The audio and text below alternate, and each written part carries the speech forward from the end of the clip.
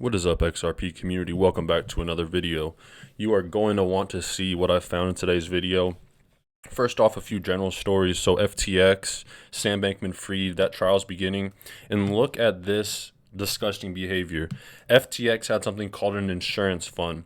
The insurance fund was designed to protect user losses in case of huge sudden market movements, and its value was often touted on the FTX website and social media.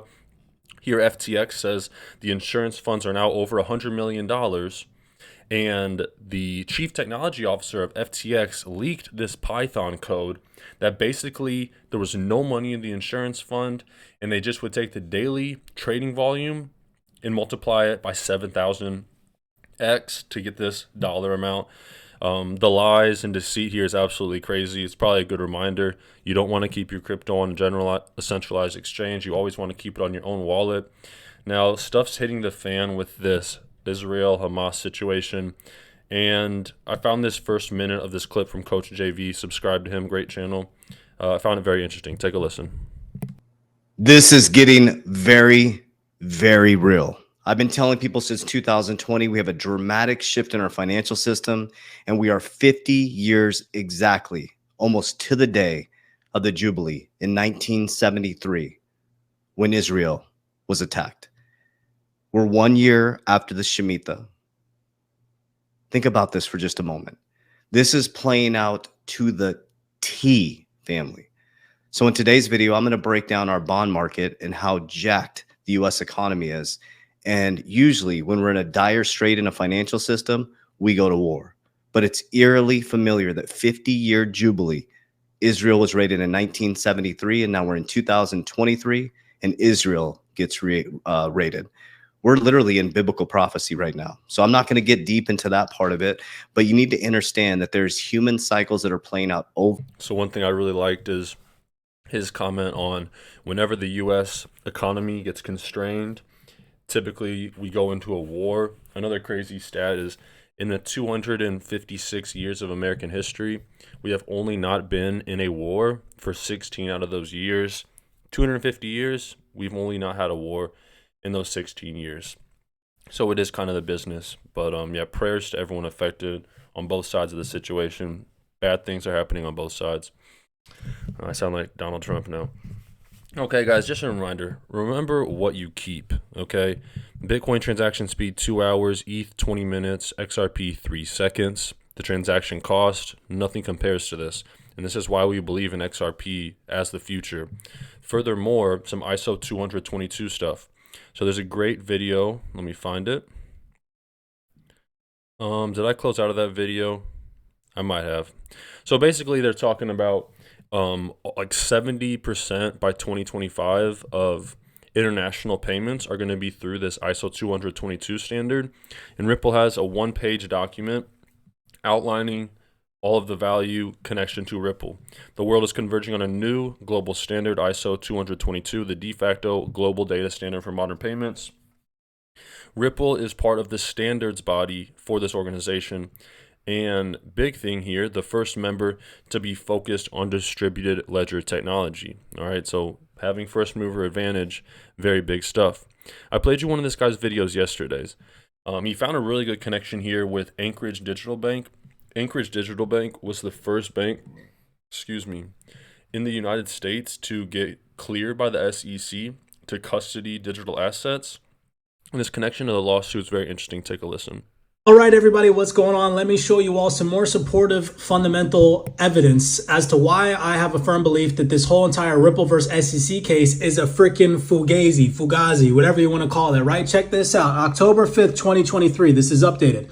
Anchorage Digital and Eaglebrook Advisors to offer crypto SMA platforms for wealth managers. This just came out.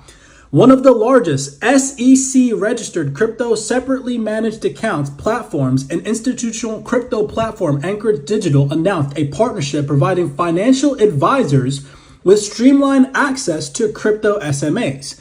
The partnership provides financial advisors with secure and regulated access to digital assets through Anchorage Digital Bank, the only OCC chartered digital asset bank which meets the SEC's definition of a qualified custodian, right? So they're clearly registered with the SEC. They meet the SEC's definition of a qualified custodian. Here it says, after a recent SEC custody proposal, it is more important than ever for the RIAs to safeguard digital assets with a qualified custodian. As a qualified custodian, Anchorage digital banks provide the regulatory certainty that the SEC-registered investment advisors need to safely and securely participate in the new digital asset economy. And look right down here, it says, Anchorage Digital is a regulated crypto platform that provides institutions with integrated financial services and infrastructure solutions. And let's go over to their website real quick, okay? So remember, heavily involved with the SEC. Anchorage Digital, here you can see platform trusted by global leaders, blah, blah, blah, blah, blah, right?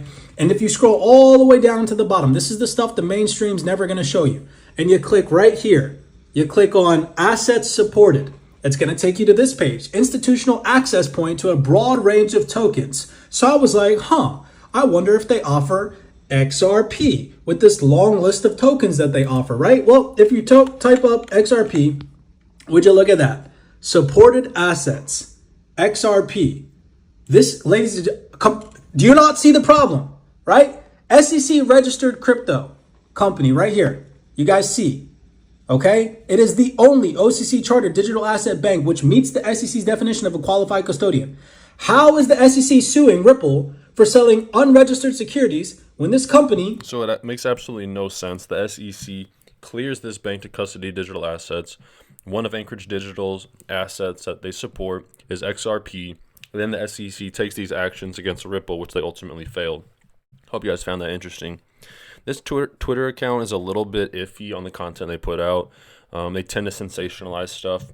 He says, boom, Federal Reserve to use XRP following a partnership with Ripple. Let's look what it actually says. The FedNow Services partnership with Metal Blockchain for a quick fiat and stablecoin conversion marks a major milestone in bridging the barrier between conventional banking and decentralized finance. Ripple, a prominent provider of cross-border payments and open-source distributed ledger technology for financial transactions, may be included among the fintech companies that FedNow will utilize. So we can deduce from this, FedNow will utilize some of these blockchain companies. And when you look at cross-border payments and who's been innovating the longest, it's Ripple, right? Not only has Ripple acquired tons of companies, but they've also been doing this for going on 12 years now.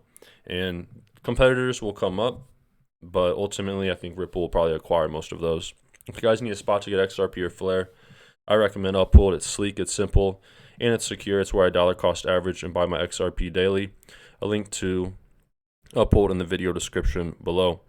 Some news about Ripple's chief financial officer steps down amid the SEC lawsuit 39 minutes ago. If you guys enjoy this content, make sure you smash the like button. It supports the channel a lot, and I make these videos for you guys. If no one watched them, I probably wouldn't make them. So thank you in advance for supporting my channel. So nothing really bad to see here.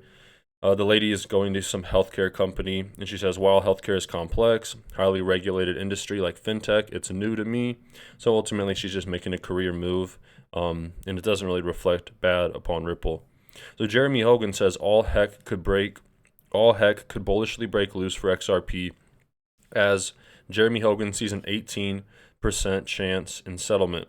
Sharing his insights on Twitter regarding the possible outcomes of the SEC Ripple case on Sunday, Hogan first suggested that settling with individual defendants could expedite the case, potentially reaching an appellate court about 9 to 12 months faster.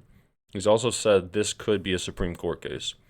He said this approach would have saved the SEC valuable time and preserved its resources while avoiding a protracted, overreaching legal battle.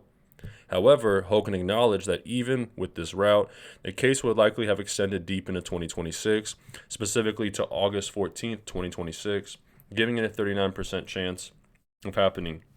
Another option Hogan considered was a complete settlement of all litigation against Ripple and the individual defendants. Settlement is a good option for the SEC. It gets to publish another win and collect a big check from the bad guys. The judge cleared the path for them by clarifying that her ruling only applies to facts specific to XRP. Guys, as always, if you made it to the end of the video, that's the best way to support the channel. It's free, but I want to say thank you for giving me 10 minutes of your day. If you guys made it this far, comment settlement in the comment section below so I know who my loyal supporters are. And have a great start to your week. God bless you all. Take care of yourselves. Take care of your families. Until next time.